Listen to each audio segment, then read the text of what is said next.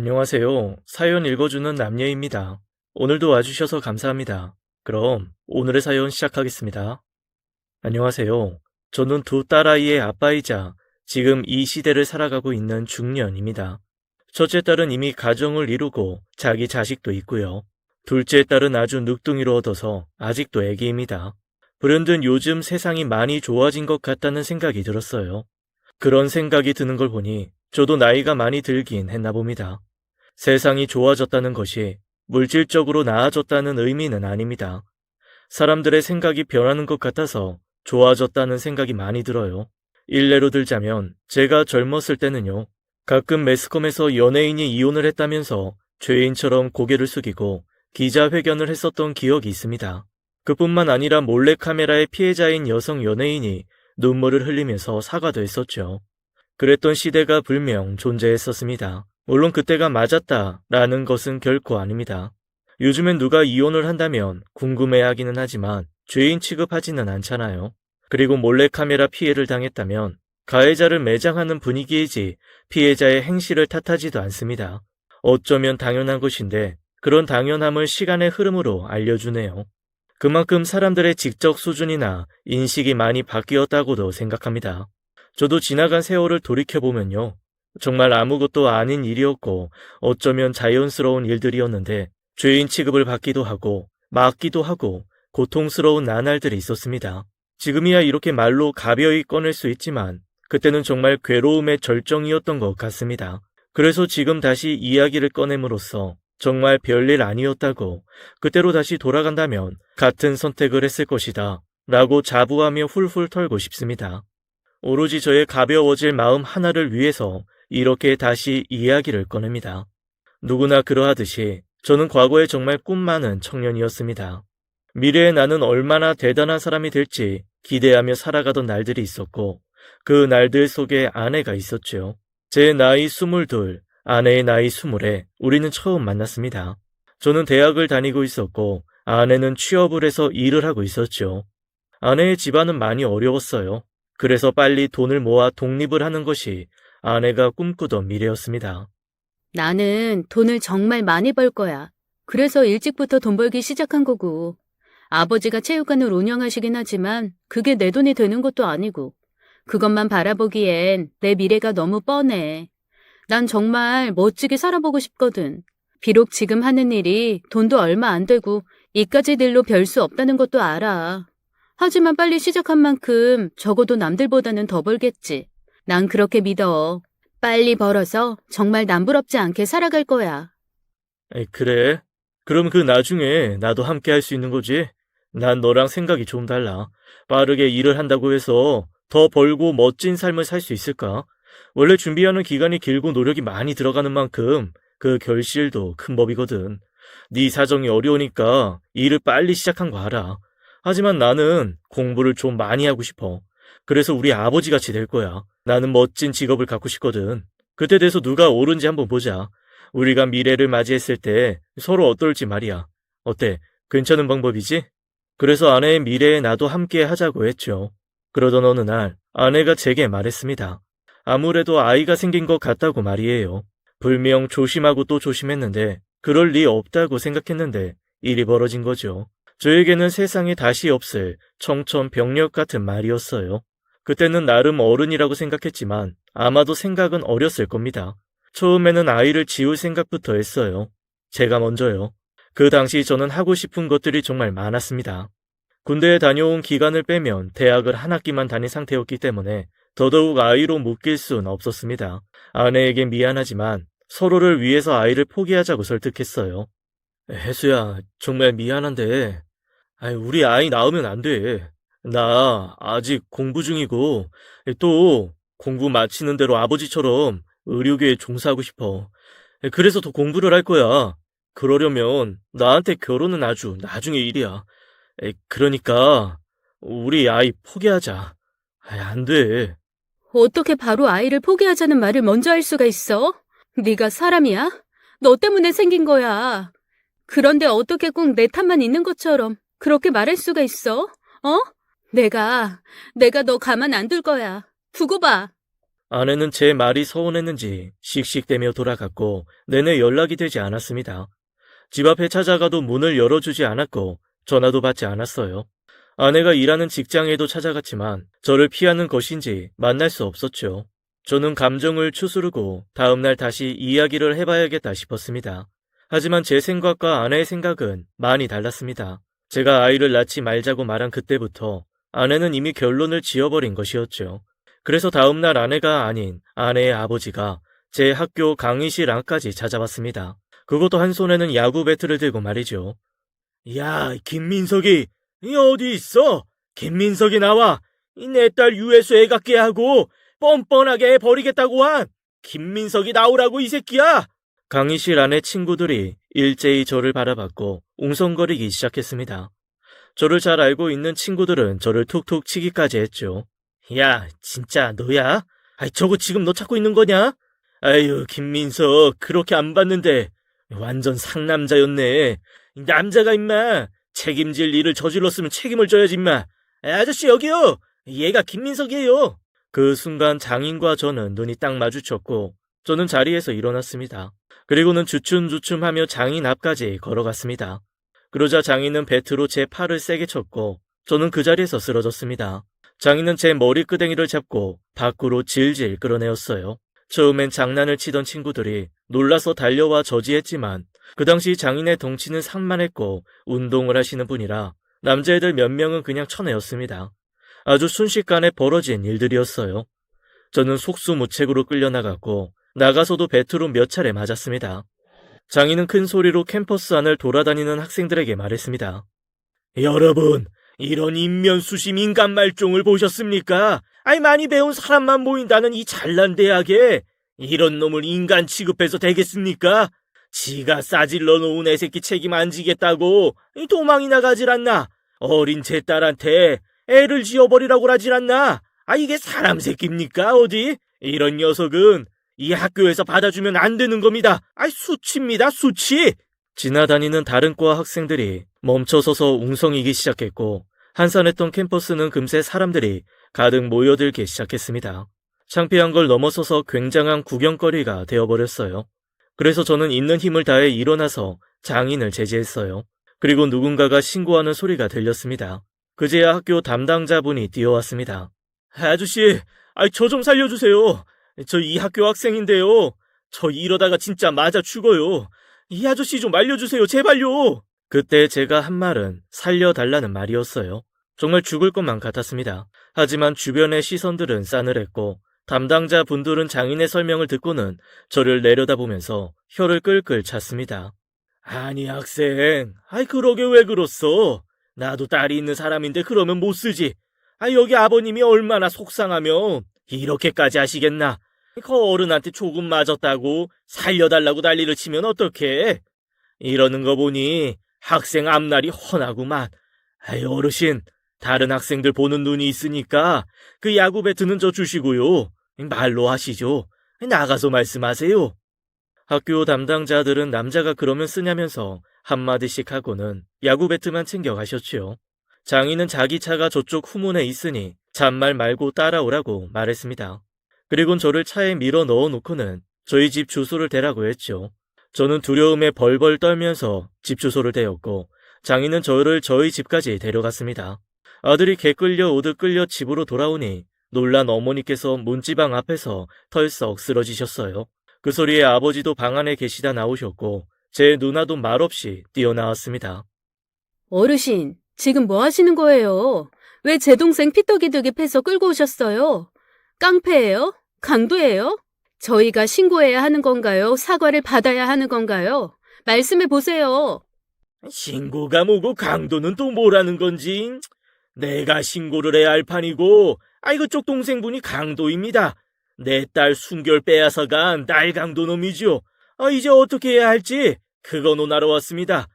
귀하디 귀한 내 딸 임신시켜서 신세 망쳐놓고 지는 살겠다고 뺀질나게 대학 돌아다니는 거 잡아온 겁니다. 어떻게 책임지실 겁니까? 말 좀 해보시죠. 이놈아가 뭐라고 했는지 아십니까? 애를 지우라고 했답니다. 지 앞길에 방해되니까 애 지우고 정리하자고요. 그게 말입니까? 애는 제 딸 혼자 가졌답니까? 예?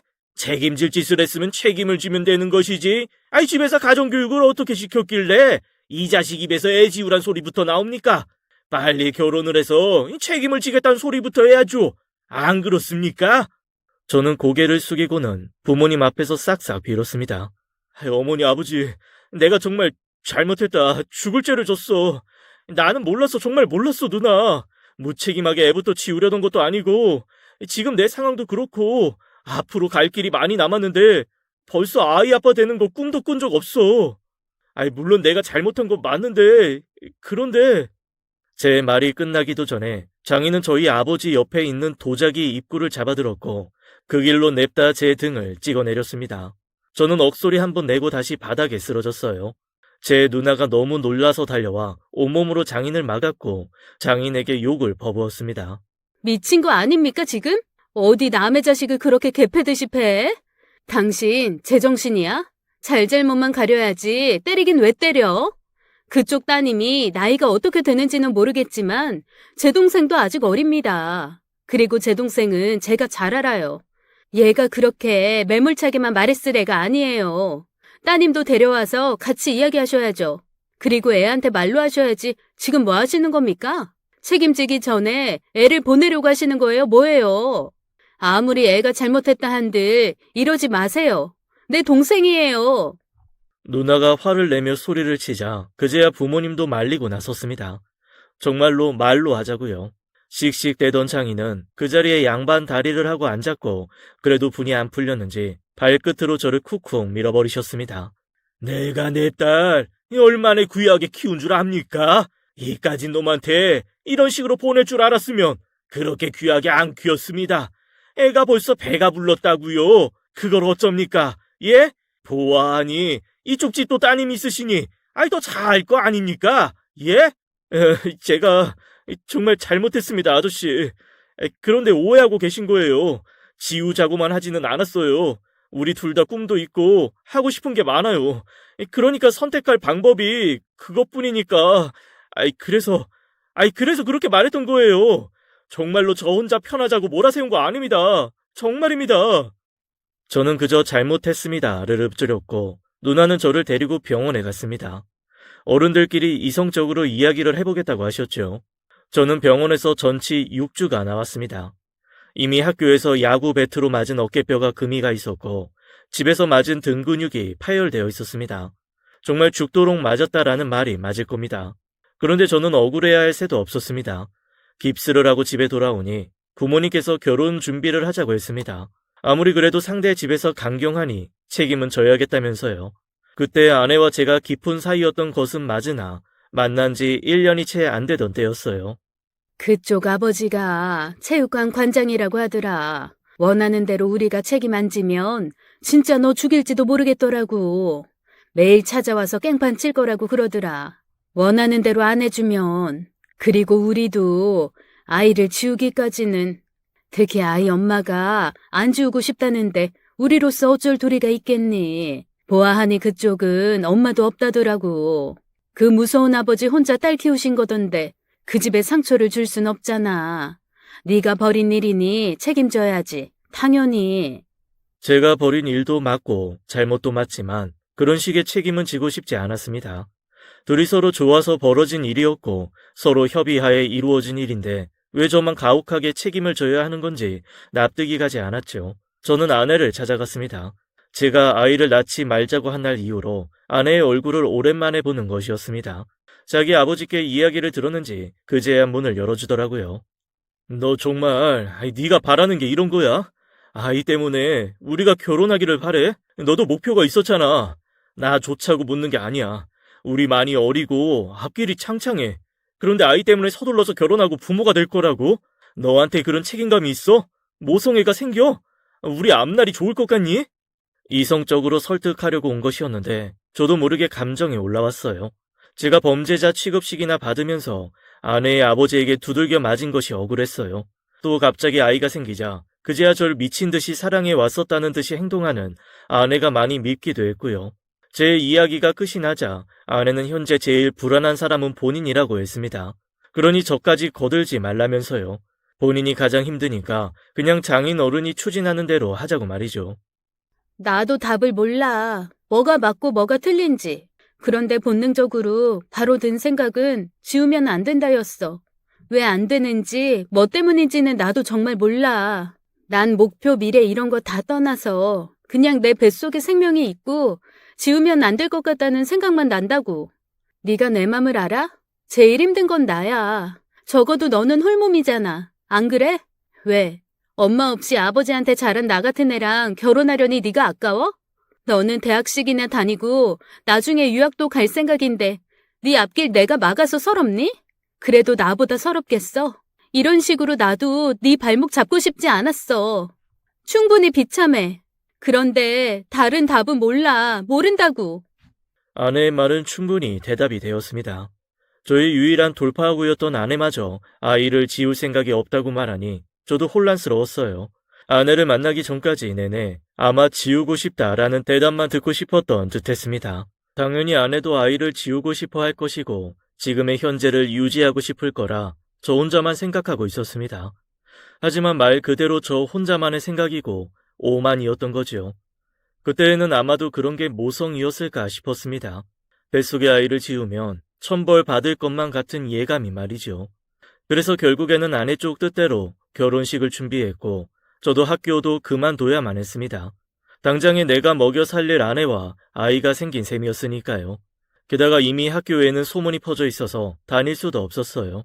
제가 어린 여자를 신세 망치게 했다고 제 지인들이나 교수님들까지도 저에 대해 알고 있었습니다.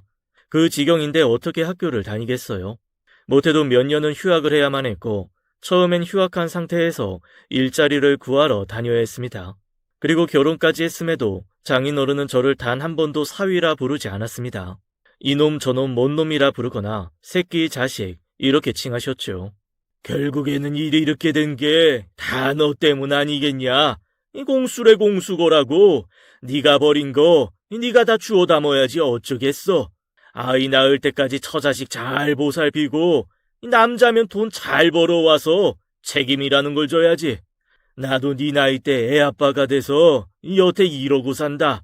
다들 그러고 사는 거야. 나는 아무래도 평생 죄인이려나 보다 하고 말았습니다. 어쩌면 제게 결혼은 올가미 같았고 내내 지옥이었습니다. 살기 위함이었다고 해야 할까요? 장인에게 맞아 죽지 않기 위한 선택이요. 그때 저는 극단적이었습니다. 이미 다 잃었다는 생각에 꿈과는 전혀 관련이 없는 생산직에 몸을 담았습니다. 2교대 근무였고 개인 시간이 전혀 없는 거의 돈 버는 기계였어요. 아무 일이나 상관없었어요. 그렇게 하는 게 맞는 건 줄 알았습니다. 나이도 젊고 잠시나마 대학 문턱을 밟았다고 하니 그나마 앉아서 계산하는 일을 시키더군요. 제품이 완성이 되면 그 제품의 수치를 계산하는 것이었습니다. 제 머리로 하는 것도 아니고 계산기를 두드리거나 수식에 맡기는 게 전부였어요. 한마디로 단순 노동일 뿐이었습니다. 그렇게 영혼 없이 하루 종일 일을 하고 집에 오면 아내와 아이가 잠이 들어 있었습니다. 아내가 안쓰러웠지만 저는 자연스레 아이에게 눈이 많이 갔어요. 어쩌면 사랑스러워 라기보다는 너 때문에 그런 마음이 컸습니다.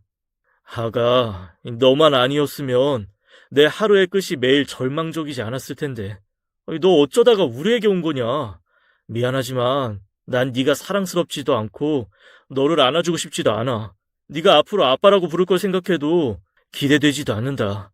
미안하다 미안해. 하루의 마무리를 잠든 딸아이를 보며 풀었습니다. 한풀이만 한 거죠. 내가 너 때문에, 너 하나 때문에 이러고 살고 있는 거다. 너만 아니었으면 난 지금 공부를 하고 있을 거고 이딴 한심한 일이나 하진 않았을 것이다. 그런 생각으로 가득 차 있었어요. 그때 제 마음은 죽을 때까지 딸아이에게 정이 생기지 않을 것 같았어요. 보기만 해도 치가 떨릴 지경으로 제 딸이 미웠으니까요. 그리고 그런 와중에도 한 번씩 찾아뵙는 장인어른은 절 탐탁치 않아 했습니다. 꼭 눈에 가시인 것처럼 보셨고 결혼한 이후에도 저에게 하시는 태도는 달라짐이 없었습니다. 심지어 아내와 결혼식을 할 때에도 장인어른은 저를 비롯해 저희 가족까지도 죄인 취급하기 일쑤였어요. 나는 너를 사위라고 부르기도 싫다. 사람이 말이야. 아무리 그래도 과정이라는 게 있는 거야. 아주 옛날이야 애부터 가지고 살다가 결혼하고 했다지만 난 그런 거 싫었어. 아주 싫었다고. 용납이 안 됐어. 그런데 이놈이 내가 싫어하는 딱 그거란 거지. 어차피 결혼하는데 그런 게 무슨 소용이냐고들 이야기하지만 거기서부터 글러먹은 거야. 왜 결혼하고 아이를 가지고 키우고 같이 노후를 보내고 그런 식으로 순서대로 살겠어. 그게 맞으니까. 그게 난 보기에도 떳떳하고 좋아 보이니까 그런 거야. 네 놈이 내 맘에 들려면 말이지. 처음부터 다시 시작돼야 돼. 애부터 만들지 말고 말이야. 이 한심한 놈. 장인이 제게 그렇게 말하는 게 나중에는 기가 찼습니다. 아내야말로 장인 어른이 사고쳐서 생긴 산물이었으니까요. 그래서 장모님이 준비 없이 아내를 가졌고 그 과정에서 아내를 출산하시다가 돌아가셨거든요. 누가 누굴 지적하려 드나 왜 그러실까 싶었습니다. 아내 말로는 장인 본인이 그랬기에 잃은 것이 많아서 혼전 임신에 더더욱이 치를 떤다 말했죠. 본인이 겪었기에 같은 일이 일어나길 더더욱 두려워했다고요. 아버지는 적어도 나는 본인처럼 살길 바라지 않으셨나 보지. 원래 사람이 자기랑 같은 잘못하는 사람은 싫어해. 그래서 당신 싫어하나 봐. 아버지라고 우리 엄마랑 그렇게 만나서 날 가지고 그런 식으로 가정 이루고 싶었겠어? 어쩌다 보니 그렇게 된 건데 내가 잘못한 거지. 당신도 잘못한 거고. 그래서 더 그래. 당신이 이해해. 어쩌겠어. 그렇다면 더더욱 나한테 달리 구셨어야 하는 거 아닌가? 똥 묻은 놈이 겨 묻은 놈 뭐라 한다고? 내가 아주 기가 막혀. 이미 벌어진 일을 내내 죄인 취급이 나고 말이야.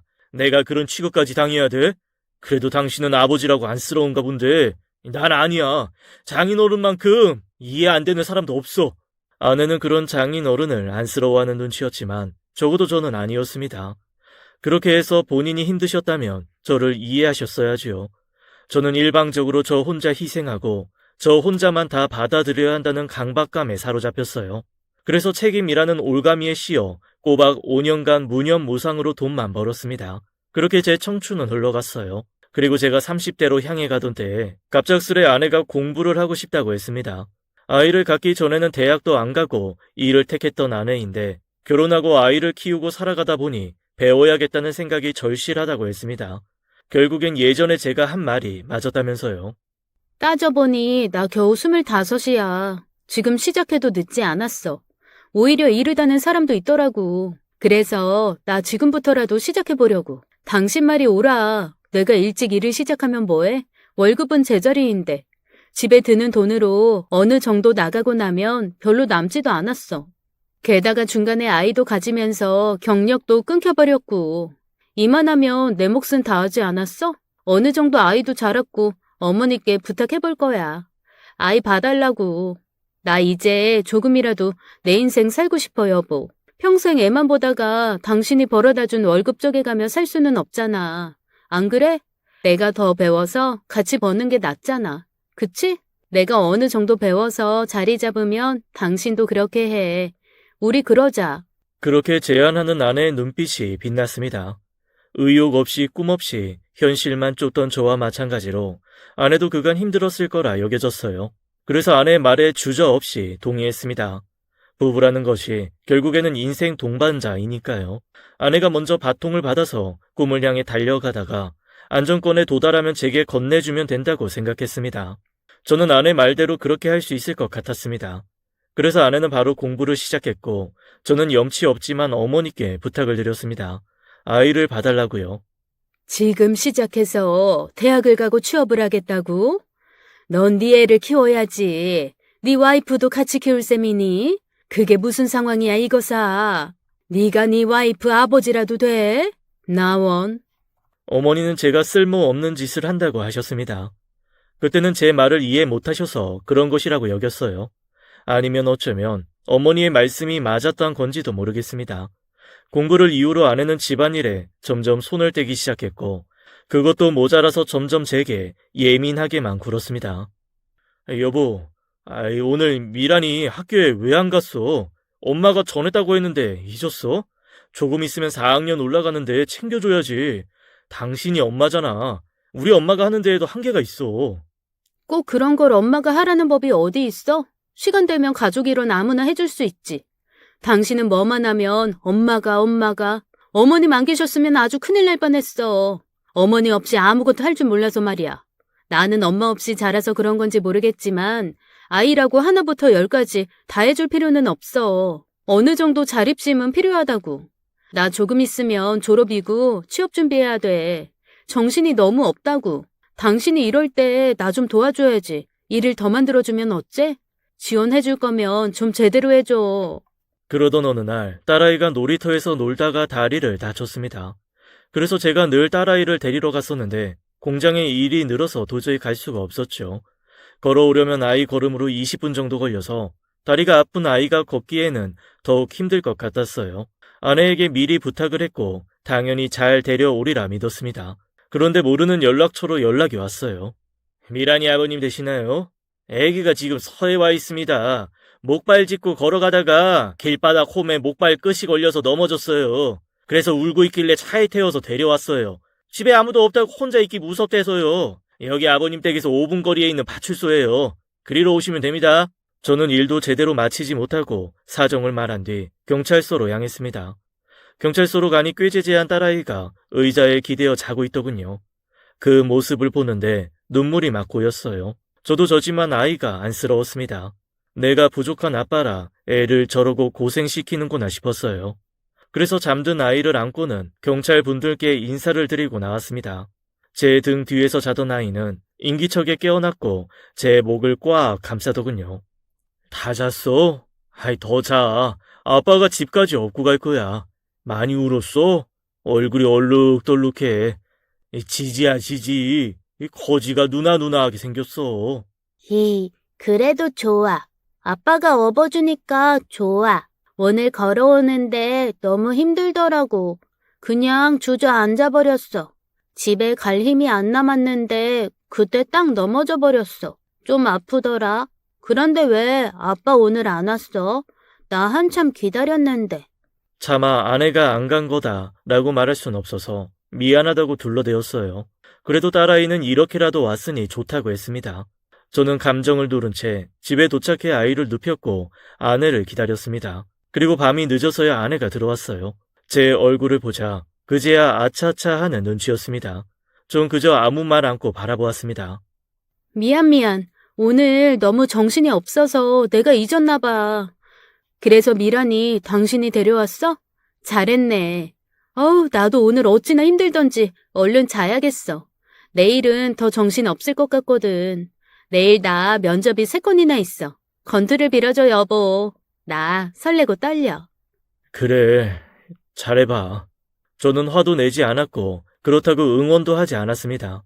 그 당시 저도 많이 지쳐 있었고 뭐가 되었든 다 그만두고 싶은 마음뿐이었어요. 아내는 그 3건의 면접 중 한 곳으로 취업이 되었고 더 바빠졌습니다. 그럴수록 초등학교 딸아이가 혼자 있는 시간이 길어졌어요. 간간히 누나에게나 어머니께 부탁을 드렸지만 그것도 면목이 너무 없었습니다.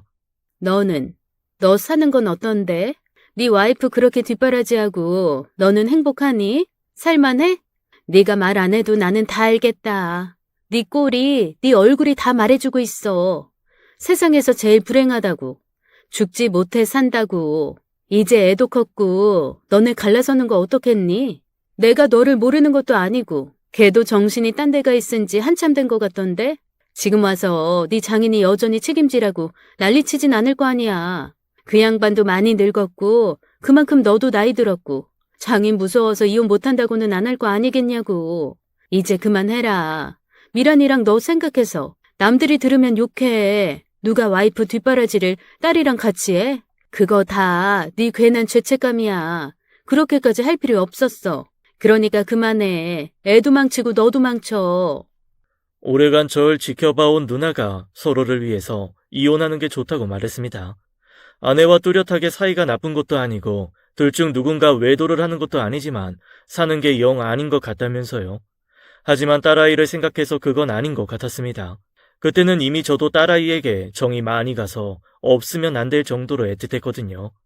인생에서 순위를 매기자면 제 인생의 첫 번째는 제가 아닌 딸아이일 정도였죠. 그런데 저의 그런 생각도 잠시 아내가 어느 날 제게 밖에서 식사를 하자고 제안했습니다. 아이는 미리 누나에게 부탁을 해두었더라고요. 아내와 제가 서로의 생활에 치여 멀어졌으니 아내가 원하는 자리를 갖고 나서 우리 사이를 다시 돌이키려 노력하는 것인 줄 알았습니다. 한마디로 관계 개선을 위해서인 줄 알았어요. 당신이랑 이렇게 마주 앉아서 이런 데서 밥 먹은 게 언제였더라? 아무리 기억을 뒤져봐도 없더라고. 그래서 오늘로 정했어. 한 번은 와봐야겠다 싶어서. 우리 이제 그만하자, 여보. 우리 둘 다 최선을 다했어. 그렇지 않아? 아이도 키울 만큼 키웠고, 나도 독립할 수 있을 만큼 내 자리 찾았고. 그리고 전에는 많이 어렸지. 생각도 어렸고 말이야. 나를 마음에 둔 사람이 생겼어. 오해는 하지 말고. 바람은 아니야. 당신이랑 미란이를 걸고 결코 그런 적 없어. 조금씩 상대가 나한테 호감 표시를 했고 난 거절해왔어. 내 이혼을 기다려주겠대. 그렇게라도 나랑 살고 싶다는 사람이야. 그런데 아이는 받아들이지 못하겠대. 당신이 그렇게도 뱃속에서부터 지키고 싶어 하던 미란이를, 우리 미란이를 버리고서라도 재혼하겠다는 이 소리야? 다른 사람은 몰라도 어떻게 당신 입에서 그런 말이 나올 수가 있어?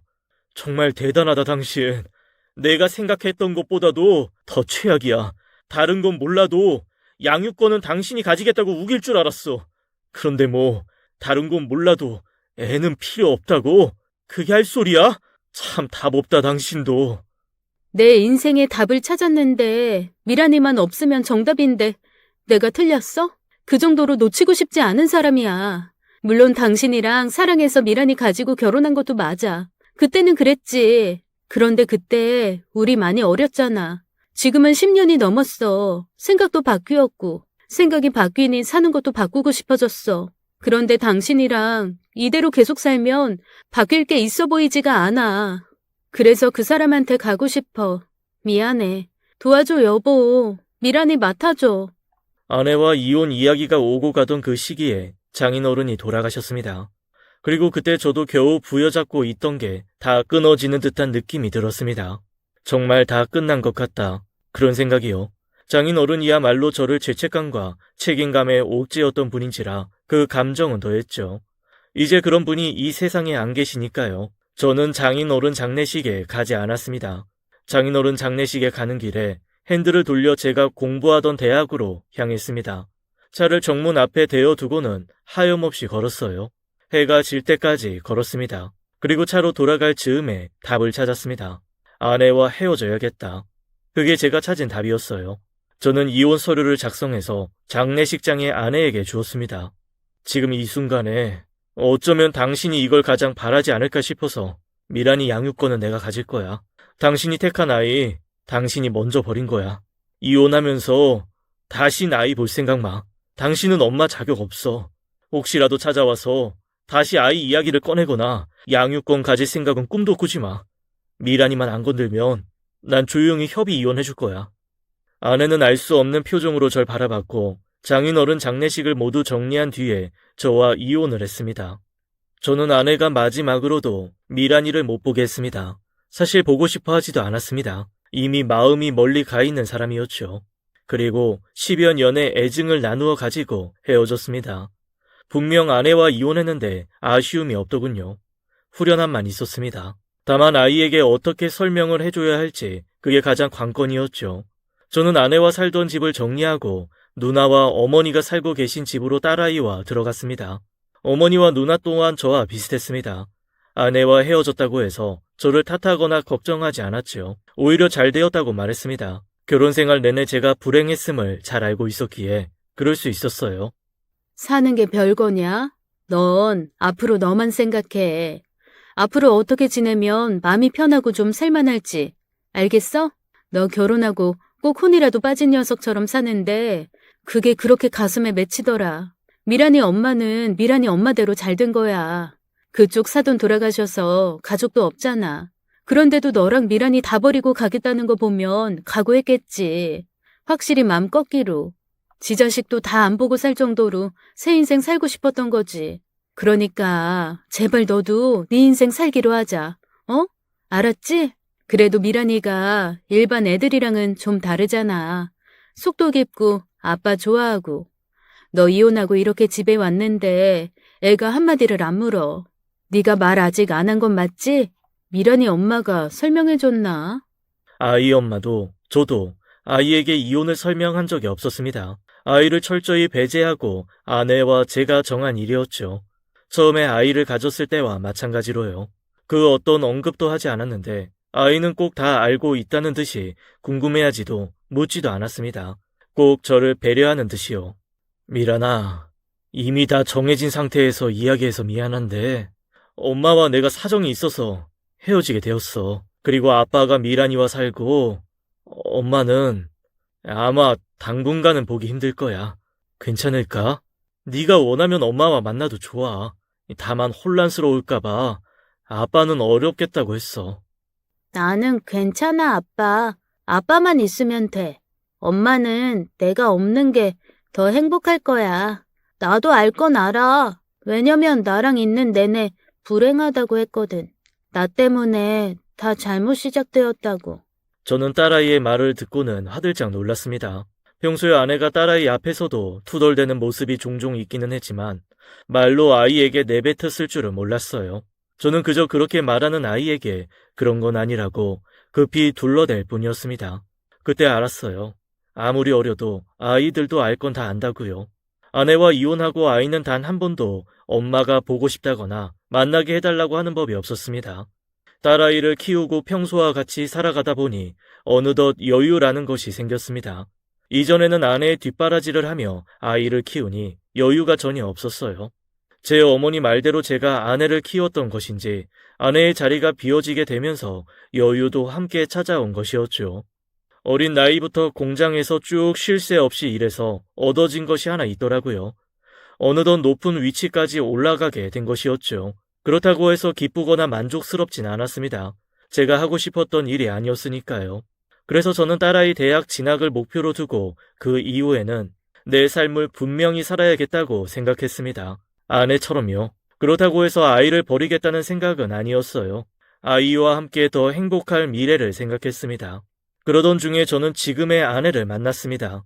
같이 공장에서 근무하던 이모님이 계셨는데 제 사정을 듣고는 이야기를 하셨어요. 자신에게 딸이 하나 있는데 한번 갔다 와서 처지가 같으니 한번 만나보는 게 어떻겠냐고요. 처음에는 전혀 생각이 없었습니다. 딸아이와 단 둘만이 살아갈 생각이었어요. 죽을 때까지요. 그러다가 누나 쪽에서도 이야기가 한번 나오기에 안 그래도 같이 일하시는 분도 말씀하시더라. 본인 따님을 소개해 주시고 싶으시다고. 주변에 왜 이렇게 다들 나 장가 못 보내서 난리들인지 원. 아이 그냥 좀 둬. 이러고 속 편하게 살게. 꼭 혼자 산다고 속 편한 건 아니야, 얘. 네가 맘맞는 사람을 아직 못 만나서 그렇지. 괜찮은 사람 만나면 더 살기 좋아. 미란이도 이제 중학생이 다 되어가는데 엄마가 있는 게 낫지. 물론 친엄마가 없는 건 아니지만 미란이 친엄마 애가 졌다면서 그것도 새 가정에서 아무리 네가 미란이 볼 자격 없다고는 했지만 여자가 맘 돌아서면 자기 자식도 안 보는 게 태반이야. 하물며 지 자식 생겼는데 신경이나 쓰겠니? 내가 봤을 때 걔는 그러고도 남을 애야. 그리고 미란이 입장에서도 아빠가 혼자 늙어가는 것보다는 옆에 누가 있는 게 더 속 편할걸? 지금이야 어리니까 아빠 하는 거지. 조금 더 커봐. 지도 짝 생겨서 나 몰라라 해. 그러니까 지금 속에 들어올 때 해봐. 만나봐서 나쁠 건 없잖아. 안 그래? 누나의 말에 이모님 따님을 소개받기로 했습니다. 들어보니 제가 딸 입장이어도 다 늙어 빠진 아빠 혼자 모실 생각하면 막막할 것 같긴 하더라고요. 그 당시에야 젊었지만 앞날을 생각 안 할 수는 없었으니까요. 그래서 손자리에 나서게 되었고 지금의 아내를 만났습니다. 아내는 인상이 정말 좋았어요. 시작은 식사만 하고 돌아올 생각이었는데 가치관이 비슷하고 대화가 너무 잘 통했습니다. 그리고 왜 헤어졌는지에 대해서 이야기를 안 할 수가 없었습니다. 그러자 아내가 말하기를 결혼하면 행복할 줄 알았다 하더라고요. 저는 일찍부터 결혼을 빨리 하고 싶었어요. 내 가정 꾸리고 살면 안정적일 것 같았고 마냥 좋을 줄 알았죠. 철이 없었던 거죠. 생각보다 전 남편과는 마음이 잘 안 맞았고 가치관이 너무 달랐어요. 흔히들 말하는 성격 차이? 그게 맞아요. 한 해 한 해 세월을 끼고 살다 보니 남편과 저 두 사람의 마음이 많이 달라지더라고요. 하지만 그렇게 마음이 달라질 때 잡아주는 것도 부부잖아요. 그런데 서로 그런 게 없었어요. 그 사람 잘못만이 아니라 서로 잘못한 거죠. 저는 다른 것보다 뭐가 잘못되었는지를 알고 반성할 줄 알면 그게 나은 사람이라고 생각합니다. 그래서 상대를 비난하기보다는 그로 인해서 깨달았다는 아내를 보면서 더욱 좋다는 생각이 들었어요. 한 달에 몇 번씩 만나오다가 제 딸도 소개를 시켜주었습니다. 제가 생각한 것보다 딸아이가 아내를 너무 좋아했어요. 워낙 둘 다 배려심이 깊다 보니 그럴 수 있겠다 싶었습니다. 그런데 나중에는 금세 엄마 하는 걸 보면서 내가 선택한 일 중에 가장 잘한 일이다 싶기까지 했습니다. 그래서 나중에 툭 터놓고 딸아이에게 물었어요. 아내가 어떤 점이 좋은지 말이에요. 그러자 그 당시 고등학생쯤 된 딸아이가 말하기를 제가 매일 웃기 시작했다는 겁니다. 딸아이는 제가 웃는 걸 제대로 본 적이 한 번도 없는데 지금의 아내를 만나고 오거나 함께하면 늘 웃는다고요. 좋잖아. 아빠가 행복해 보이니까.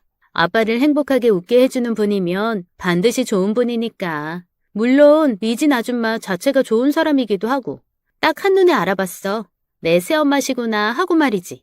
난 뭐든 아빠만 좋으면 돼. 아빠가 좋으면 나도 좋은 거야. 저는 딸아이 말에 감동받아서는 딸아이를 꽉 안아주었죠. 딸아이는 제게 방긋 웃어주었습니다. 그리고 딸아이가 대학 갈 무렵에 저는 지금의 아내와 재혼을 했습니다. 정확히 5년간 연애를 했고 6년째에 재혼을 한 것이죠. 서로 충분히 생각할 시간을 많이 가졌어요. 초혼도 아니고 재혼이니 정말 냉정하게 생각해서 서로를 들여다보자면서요. 알아갈수록 서로 잘 맞았고 정말 좋은 사람이었습니다. 여전히 그랬고요. 특히 제가 재혼할 때 어머니와 누나가 많이 기뻐했습니다. 딸아이 말처럼 제가 요즘같이 행복한 모습을 처음 본다면서요. 아내와 재혼을 하고 원래 살던 어머니 댁에서 나와 독립을 했습니다. 딸아이는 대학을 다니고 있었고 아내는 원래 다니던 직장인 보험회사를 이어서 다니고 있었죠. 그리고 저는 아내에게 10여 년 넘게 다닌 공장을 그만두고 싶다고 털어놓았습니다. 이젠 내가 하고 싶은 걸 해보고 싶다면서요. 지금 생각해보면 다른 사람들 같으면 아마 미쳤다고 했을 겁니다. 직책을 꽤 높게 달고 있었고 급여도 안정적이었으니까요. 힘을 많이 쓰지 않아도 편한 위치였죠. 그런데 그 안정적인 걸 다 버리고 그만두겠다고 했으니 말이에요. 게다가 재혼한 지도 얼마 되지 않았고요. 그런데 아내는 주저없이 바로 그렇게 하라고 말했습니다. 그래요. 하고 싶은 거 해봐요. 내가 놀고 있는 것도 아니고 할 수 있을 때까지는 내일 계속 할 것 같으니까. 그래서 뭐가 하고 싶은데요? 그 당시 저는 원래대로 아버지가 하시던 의료계 쪽 일이 아닌 풍경을 담는 사진 찍는 일을 하고 싶었습니다. 제가 따로 사진관도 운영하고 싶었고요. 아내와 재혼하기 전에 같이 여행을 다니면서도 사진을 참 많이 찍었었습니다. 그래서 아내는 제 마음을 잘 알고 있었죠. 제 설명을 듣고 난 후에도 아내는 변함없이 해보자고 말해주었습니다. 딸아이가 대학을 다니는 동안 저 또한 사진을 배우러 다녔고 아내는 제게 지원을 아끼지 않았습니다. 3년간 공부를 하고 4년째에 사진관을 하나 내기도 했죠. 정말 행복했습니다. 하고 싶어 하던 일을 한다는 게 이렇게나 즐거운 일이구나 싶었어요. 여한이 없다라는 말을 지금 내 인생의 순간에 쓰는 말이구나 했습니다. 사진관에서 온 가족 사진을 다 찍어서 사진관 안과 밖에 우리 가족 사진을 다 걸었습니다. 딸아이는 자기 얼굴 팔리기 싫다면서 질색팔색을 하면서도 좋아했어요. 그리고 언젠가부터 딸아이가 부쩍 외모에 신경을 쓰기에 물으니 만나는 남자가 생겼다고 말했습니다. 그러자 아내가 으잉? 그러면 소개를 해줬어야지, 미란아. 그렇게 둘이서만 몰래 쿵짝쿵짝 만나왔던 거야? 실망인데? 원래 연인끼리는 동네방네 소문내고 자랑하고 다녀야 사이가 더 분명해지고 떳떳해지고 좋은 거야. 너희들끼리만 알고 비밀로 하고 그러면 못 써. 알겠지? 다음에 집에 같이 와. 엄마가 맛있는 거 대접해줄게. 우리 미래 사위 얼굴도 보고. 무슨 또 미래 사위까지야. 그 정도 사이 아니야. 그 정도 사이 아니니까 소개는 안 시켜준 거지. 좀 더 사이가 진지해지면 소개해줄게. 엄마는 진짜. 딸아이는 툴툴대면서도 좋아하는 눈치였고 저는 그런 딸아이의 모습을 보니 부끄럽게도 전처와의 처음이 생각났습니다. 하지만 입 밖으로 낼 수는 없었죠. 그 당시에는 다시는 돌아가고 싶지 않은 과거 같았는데 시간이 흘러서 보니 꽤 예쁜 사이였겠구나 하고 말이에요. 그런데 어느 날 전처에게서 한 통의 연락이 왔습니다. 본인이 몸이 많이 아픈 상태인데 자꾸만 딸인 미란이가 떠올라서 한 번만 보게 해주면 안 되느냐고 말이에요. 평생 소원이니 한 번만 보게 해달라고 통사정을 했습니다. 이미 아이가 성인이고 내내 엄마 소리 한 번을 한 적이 없었기에 이야기해보겠다고 했습니다. 전처가 어디가 어떻게 아픈지 묻지도 않았습니다. 미란아, 아빠가 할 말이 있는데, 아니지, 부탁을 좀 해도 될까? 네 엄마가 많이 아프대. 그래서 널 한번 만나고 싶대. 몸이 아프니까 자꾸 네가 생각이 나더래. 엄마 한번 만나러 가보는 거 어때? 아니, 난 그러고 싶지 않은데? 엄마가 날 버릴 때는 언제고? 자기 아프니까 죄책감 덜고 싶어서 내가 보고 싶다는 것 같은데? 나는 무슨 엄마한테 죄책감 풀이용이야? 엄마랑 아빠 이야기 나 다 알아. 할머니한테 다 들었어. 내가 엄마 아빠한테 혹이었잖아. 떨어졌으면 하는 혹. 내가 모르고 있을 줄 알았어? 그래놓고 자기 좋다고 떼어놓고는 그 혹이 거슬렸나 보지? 미안했나 보지? 엄마도 참 뻔뻔해. 아프다는 것도 거짓말 아니야? 저는 딸의 그런 속내를 처음 보았습니다. 그리고 그간 상처를 안고 있었구나 라는 생각이 미안해졌죠. 하지만 저만큼 딸아이를 잘 아는 사람도 없기에 전처가 있다는 병원 주소를 딸아이에게 막연히 보내주었습니다. 가고 안 가고는 미란이 네 마음이야. 네 말대로 엄마가 너한테 죄책감을 덜려는 거면 기왕 가서 너도 엄마한테 서운했던 거 말해. 만나서 이야기해본 적 한 번도 없잖아. 그래도 10달 동안 너를 품어 낳아준 친엄마잖니. 네 엄마가 나름 최선을 다했어. 널 가졌을 때 엄마 나이는 지금의 네 나이보다도 더 어렸어. 제 말을 들었는지 어떻는지 모르겠지만 저는 제 말만 남기고 주소를 주었죠. 딸아이와 아내가 만났었다는 것은 한참 나중에나 들었습니다. 주소를 알려주고 그 뒤에 전처의 연락도 없었고 딸아이의 심경 변화도 없어 보였기에 둘이 만나지 않은 줄 알았습니다. 아주 한참이 지나서야 딸아이가 전처를 만났었다고 제게 말했습니다. 엄마랑 만났었지. 내 생각보다 엄마 상태가 너무 안 좋아서 화 한 번도 못 냈어. 자궁암이라더라. 그런데 수술하면 살 수 있다고 했어. 그리고 나한테 미안하다고 사과하더라고. 적어도 그 사과는 진심 같았어. 자기가 벌 받는 것 같다고 하더라고. 아빠 힘들게 하고 날 매몰차게 버려서 병으로 벌 받는 것 같다고. 다른 건 모르겠고 그냥 내 얼굴 한번 보고 용서 빌고 싶었대. 그걸로 됐어. 나도 더는 원망 없어. 난 엄마도 있고 아빠도 있으니까. 친엄마는 앞으로 건강하게 사시길 빌어. 아빠 말대로 엄마가 많이 어릴 때 날 가졌다고 하니까 이해되는 부분도 있었고 말이야. 용서받고 이해하고 그러고 사는 거지. 내 자식이지만 정말 속이 깊다 싶었어요. 한때나마 저도 지난 세월 딸아이를 원망했던 게 미안해졌습니다. 그래서 저도 그 자리에서 딸아이에게 미안했었다고 말했어요.